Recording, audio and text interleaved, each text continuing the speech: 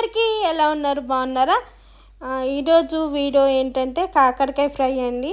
ఇలా ఒకసారి ట్రై చేసి చూడండి. ఈజీ రెసిపీ అండి. ఎవరైతే పిల్లలు తిన్నారో కాకరకాయ వాళ్ళకి చేసి పెట్టండి, వాళ్ళు మంచిగా తింటారు చేదు లేకుండా. చూసేద్దాం మా ప్రాసెస్. ఫస్ట్ కడాయి పెట్టుకొని ఆయిల్ హీట్ అయిన తర్వాత తాలింపు గింజలు, కరివేపాకు, ఆనియన్స్ కోసి పెట్టుకున్నాం. అది వేసేసుకొని 5 మినిట్స్ మగ్గనిద్దామండి. మగ్గితే పచ్చివాసన పోతుంది, లేకపోతే మనకు పచ్చి వాసన వస్తుంది. అందులో పసుపు, ఉప్పు వేద్దాము, మంచిగా ఫ్రై అవుతుంది. అండ్ అల్లం పేస్టు చాలా స్మెల్ మంచిగా వస్తుందండి ఇది వేస్తే.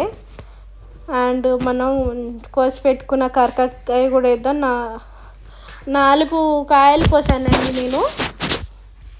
అండ్ దాని తర్వాత ఇందులో ఒకటి ఏంటిదంటే మనం బెల్లం అయినా వేసుకోవచ్చు, చక్కెర అయినా వేసుకోవచ్చు. నేను ఇక్కడ చక్కెర వేసుకుంటున్నాను, మీకు చూపిస్తున్నా. చక్కెర వేసుకున్నా.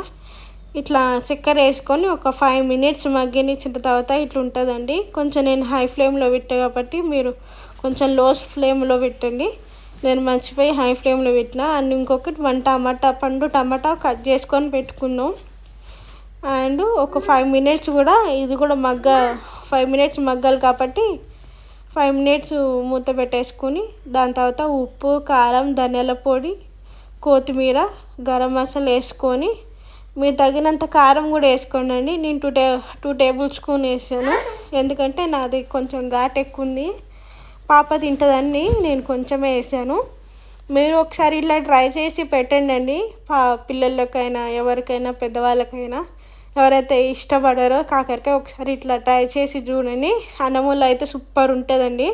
ట్రై చేసి కామెంట్ సెక్షన్లో కామెంట్ చేయండి. And please subscribe to my channel.